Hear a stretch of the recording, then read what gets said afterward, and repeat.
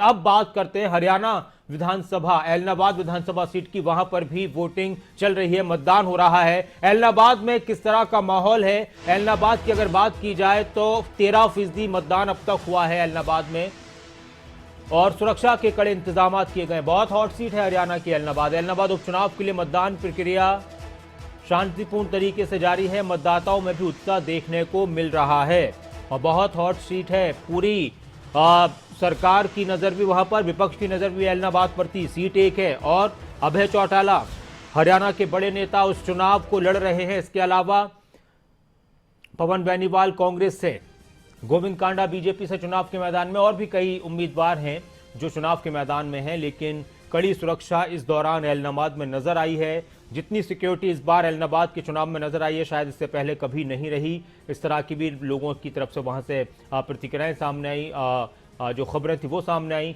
और लोगों में भी उत्साह जो था वो हो सकता है कि अभी और बढ़ जाए। और कुछ जानकारी के लिए हमारे संवाददाता, मेरे वरिष्ठ सहयोगी जितेंद्र चौधरी भी मेरे साथ जुड़ चुके हैं, उनसे भी बात करते हैं।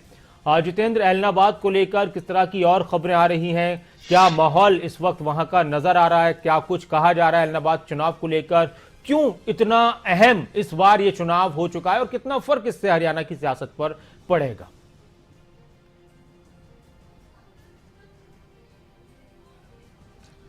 देखिए, सीधे तौर पर आज जब किसान आंदोलन जैसे विषय और महंगाई जैसे विषय जो हैं वो सरकार के सामने है, ऐसी स्थिति में गठबंधन के लिए ये चुनाव अपने आप में एक बड़ी चुनौती के तौर पर है। हालांकि गठबंधन के नेता इसे एक अवसर के तौर पर मान रहे हैं। तो वहीं अभय चौटाला, जिन्होंने अपना इस्तीफा किसानों के समर्थन में दिया था, उनके लिए ये वापस सीट लेना अपने आप में किस तरीके की चुनौतियों का सामना करना होगा, किस तरीके से जनता जो है वो इस बात को देखती है, ये आज जनादेश सीधे तौर पर ईवीएम मशीन के अंदर देखने के लिए मिलेगा। तो वहीं कांग्रेस को वैकल्पिक तौर पर किस प्रकार से एलनाबाद की जनता देखती है, क्योंकि पवन बेनीवाल इससे पहले जहां भारतीय जनता पार्टी में थे तो अब कांग्रेस की टिकट पर जिस तरीके से चुनावी मैदान में है, तो ऐसी स्थिति में पवन बेनीवाल के साथ क्या कोई सिंपैथी फैक्टर यहां पर जुड़ते हुए नजर आएगा, या फिर कांग्रेस को एक अलग विकल्प के तौर पर यहां पर देखने के लिए मिलेगा? क्योंकि मौजूदा समय में जिस प्रकार से इससे पहले अभय चौटाला जो है वहां विधायक थे और उनकी तरफ से इस्तीफा दिया गया था, जिसके बाद ये पूरा चुनाव उपचुनाव के तौर पर देखने के लिए मिल रहा है।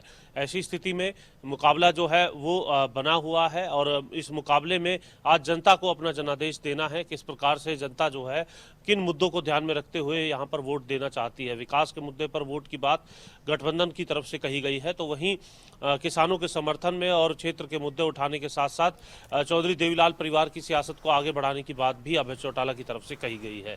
इसी के साथ साथ पवन बेनीवाल की तरफ से भी पूरा दमखम दिखाने का प्रयास यहां पर कांग्रेस के वरिष्ठ नेताओं के साथ देखने के लिए मिला है। लेकिन जिस प्रकार की स्थिति सुबह से ही जब मतदान शुरू हुआ है उसकी अगर हम बात करें तो करीब 13% से अधिक जो है अभी तक मतदान का प्रतिशत पहुंचा है। ऐसी स्थिति में जब बहुत ज्यादा धूप का मौसम ना हो, बहुत ज्यादा इस प्रकार की स्थिति ना हो, लेकिन उसके बावजूद भी जो मतदाता हैं उनकी संख्या कम आना, ये अपने आप में एक चिंता का विषय हो सकता है, क्योंकि अब ज्यादा से ज्यादा लोग जो है मतदान केंद्र तक जाएं और वोट करें तो एक अच्छा जनादेश जो है वो सामने निकल करके आ पाता है। कुछ लोग घर पर ही बैठते हैं, लेकिन ऐसी स्थिति में खबरें अभी तक की भी अपील है कि ज्यादा से ज्यादा मतदाता जो है मतदान केंद्रों तक पहुंचे और अपने मत का इस्तेमाल करें।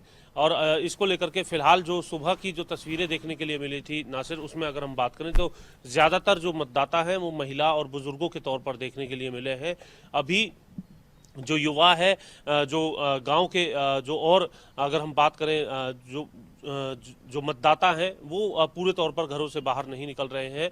ऐसी स्थिति में जरूरी है एक अच्छा खासा मतदान होना, क्योंकि मतदान का प्रतिशत भी जीत और हार को लेकर के एक बड़े पैमाने के तौर पर देखा जाता है। अगर बहुत ज्यादा मतदान का प्रतिशत जाता है तो उसे कहीं ना कहीं सरकार के खिलाफ विरोध के तौर पर देखा जाता है, और मतदान अगर कम होता है। जितेंद्र, एक सवाल और है मेरा आपसे, बहुत संक्षेप में इस पर मैं आपकी प्रतिक्रिया जानूंगा कि एलनाबाद के चुनाव में जीत और हार का जो अंतर है वो भी शायद मायने रखेगा कि कितने वोटों से जीत हासिल हुई है किसी प्रत्याशी को, अगर हुई भी है, और इससे भी किसी प्रत्याशी के लिए या किसी पार्टी के वर्चस्व के लिए या उसकी मौजूदगी किस तरह की, इससे भी फर्क पड़ेगा। क्या लगता है आपको?